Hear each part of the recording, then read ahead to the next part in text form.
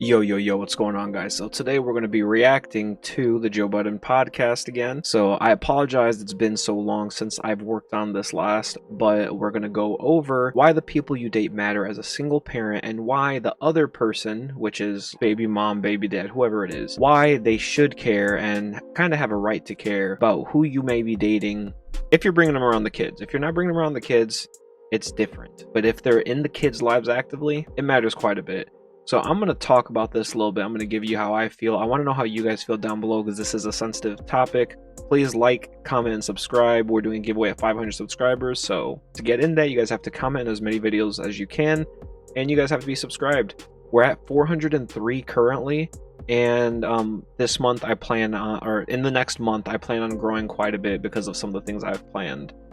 So if you guys are interested in that, let me know. And let's get right into the video.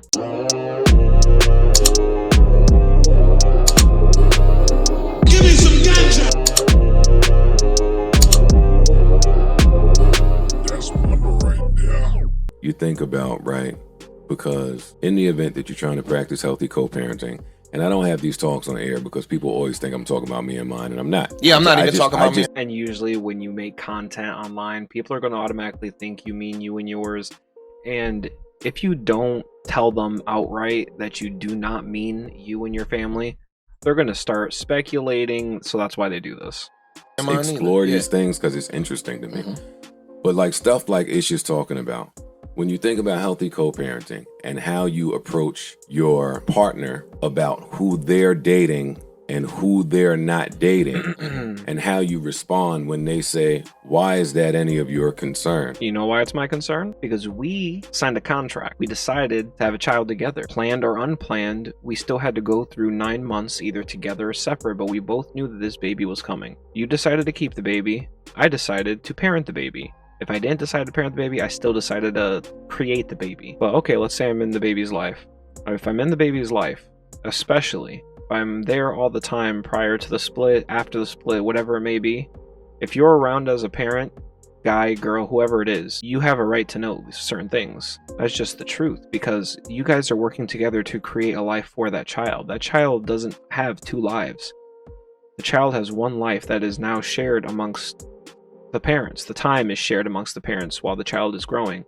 So during that time, I feel like it's only responsible for the two parents to talk to each other and try to figure out what's best to do.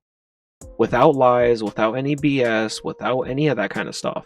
Why is it any of your business?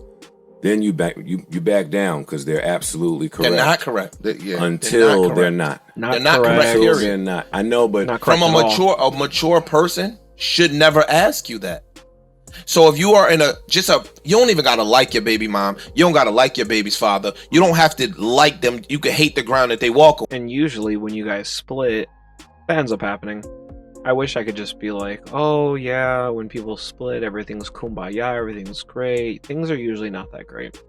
And if things are great, it's usually because of something. Things are great because the financial wealth between the two is so great that there's no kind of turmoil that can occur because of that. Or if it's not financial, it's, oh, there wasn't really any salacious event that happened within the relationship to split it. But that doesn't happen often. If you see two people split that have kids, most of the time there's some salacious and gigantic catastrophic event that led to the destruction of the relationship. And people could say differently, but if you look at divorce court and if you look at all the different types of court that they have regarding these kinds of things specifically, right? But y'all share one common interest, which is a kid, right? So y'all both should have a love for your kid, right? The best interest at heart for your kid, right? So if you're big, I just smiled like that because when I was looking at this, it looked like my teeth were disappearing. So I was like, what's going on? But I think what's happening is when Ish was close to the screen, it would create more white on the screen, which is reflecting off of my teeth, and that's reflecting the screen here. Because the closer I get to this, you'll see that more green starts getting added in because there's a little screen up here that I can see myself on. So if you guys want me to do a breakdown on the gear that I have, because I post the comments now with some links, Amazon links, affiliate links that show like, hey, this is what I have, this is what I'm using. If you guys want more stuff like that in actual video, let me know in the comments. baby mom is dating a dude, you have a stake in how the dude lives, how the dude is moving. Yo, he could be a dope boy and he shoots niggas. He's putting your child in harm's way. Because if niggas is looking for him and they know they spending the night over here at such and such crib, we know we could catch him coming out of there in the morning. We see him going there at 3 a.m. because we followed him. He's food at this point. Your kid is in that house. Yep, and not even just a scenario with a dope boy or somebody that's doing drugs and things like that. What if it's just the general safety or the general well-being of that person? What if it's how they treat others, how they treat social media, things that you see on social media, the only perception that you may have of them. It's the effort that they put into trying to respect the situation that happened previously. But oftentimes when you see people split, one partner or the other, they'll come out and they'll go publicly and try to make up a whole bunch of salacious details about the person. They'll try to make a whole bunch of lies about the person. They'll try to bash them in any kind of way they can publicly or amongst their friends or definitely amongst the future partners coming. So it really taints these kinds of situations. Once you have a child, you need to become a whole lot more mature and you need to do things a whole lot different than you would have prior to having that kid. If you don't, you're the one that's at fault and you're hurting the kid. You might be thinking you're hurting the other person and you're doing so much damage to the other person, or oh, they deserve this or that kind of stuff. But your kid doesn't deserve this. If the person isn't a bad person, of course, that caveat is always there. If the person is trash, the person is trash. Don't worry about them being in the kid's life. If they're not trash, if they're trying, don't be a douche. Don't be a bad person. Like, because you're not hurting the other person. You're not protecting yourself. You're hurting your kid. It's selfish at that point. You're doing it for selfish reasons. Right. You have a stake in your kid's well-being, so that's not a bad question to me from a mature person. People be spiteful and be like, nigga, none of your fucking business. And if you guys are asking why I'm so big on this, I'm trying not to get copyrighted, but look at his face. This should be the thumbnail. I really like this. I think I'm gonna change. Maybe, we'll see. But yeah, man, I don't know. It's what I'm doing with my life. Ain't none of your business. I don't talk about the world it should be. I talk about the world it is. I know. So we Shut just up. give. Shut up, Joe. Very small percentage. I'm just saying we're giving the example. It's a tough talk. I didn't say that. It's not. I'm just saying it should not be. Excuse me. It should not be a tough talk. In a perfect world, it wouldn't be. If you are dating a girl, right, and your baby's mom could have reservations about the girl, that's a conversation that should be had, and you should be willing to have it. Yo, what does she do for a living? Does she have other kids? Like I've heard a scenario. The other kids thing is so big. I'm chopping up the video because I'm not trying to get copyrighted. So when it comes to this specifically with children, if they have, okay, let's say you have a girl, they have a boy, or you have a boy and they have a girl. If you have a boy, it's a little different because if you have a boy, you know how you raise your kid, you know the situation you're bringing the other person into. But if you're raising girls and you ever bring in especially little boys in the situation, you don't know what's going on.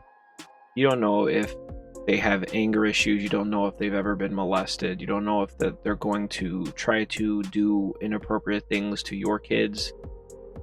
And that's important because the trauma that you face when you're extremely, extremely young, like I'm talking about less than 5, less than 6 kind of stuff, like things that you're going through just proactively before you can really perceive things in your mind and kind of separate things like, oh, this is a bad event, this shouldn't have happened. Before you can do that, these events are going to mold into you in some kind of way. They're going to affect your mind in some kind of way. I'm not saying that you're going to go on and do these kinds of things, but if you look at studies of these things happening, oftentimes it's because they came from an environment where this was happening to them. So when they get around more kids, they do these kinds of things, especially when they're young. It doesn't happen all the time, but when you do hear these things happen, it's in situations like that. So it's always a risk that you run if you don't vet the kids for a profound amount of time. I don't mean a month, I don't mean 2 months, I don't mean 6 months, I don't mean 8 months. A profound amount of time before you bring somebody around your kid all the time, living with them, those kinds of things. Or coming around, you can bring around play. Like, of course, I understand that. A couple of my friends have actually endured this, so it might be big, where you dating somebody and the other person got other kids. You might Especially have a now. daughter. I know a girl that got a son. Play date. No. I know a girl that got a son, and her baby's father's other baby mom son was molesting their son. I swear to you, if that ever happened to me, if I ever hear any stories of anything happening to my kids by anyone, that person has a threat to their life. To their life. I'm not concerned about. Look, I try to do everything I can the right way. I try not to get in any kind of trouble legally and that kind of stuff. If you do something to my kids, you cross all boundaries and all barriers. I don't care anymore about legality. I don't care about any of this. At this point, I would care only about my justice. What is the justice that I feel like needs to happen? So, when you mess with someone's kids, I feel like you run the risk of, it's life or death games. It's life or death. That's what it is. You don't mess with someone's kids. And if you, especially people that come from like the islands, like, or Jamaica, Barbados, Panama, these kinds of places, don't mess with their kids. Don't mess with their family. It's a whole different level. It's a whole different level. The kind of venomous stuff that they are willing to do to you after that, with all disregard to law and that kind of stuff. Don't mess with people's kids. Don't bring the situation to yourself. If you want to avoid these things, you have to be smart about the way that you move. You have to move different after you have kids compared to the way that you did before you had kids. And if you don't, you're hurting the kid. You're not doing anything good or bad for anyone else. You're doing only bad to them. You might be doing good for you momentarily. If you care about the kid, I don't see how you can even perceive that as being good, though. So, Bro, that's real shit. So that's a conversation. Like, yo, do they have other kids? Their other kids' parents, like shit like that. That matters. Yeah.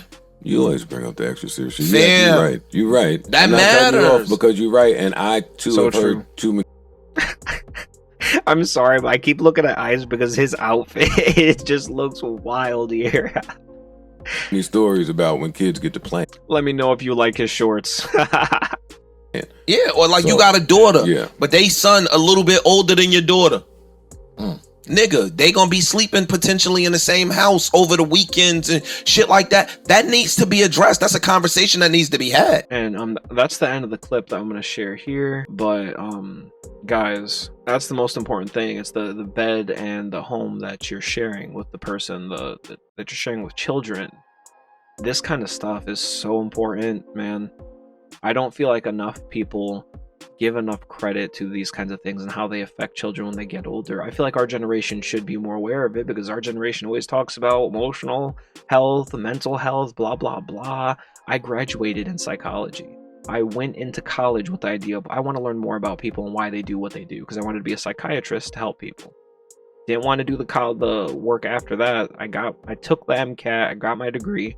I didn't want to continue on because I didn't know if that was actually what I wanted to do. Just because after I started shadowing those kinds of people, I got a different outlook on that. If you want me to speak more about these kinds of things, about how college may have affected my mind in positive and negative ways, in ways that it made me think about things different, in ways that, okay, well, it could be good for this, it could be good for that, it isn't good for this or it isn't good for that, let me know down below, because I think a lot of people, especially in our communities, in our communities, in the Black and Spanish communities, we need more education in some of these things.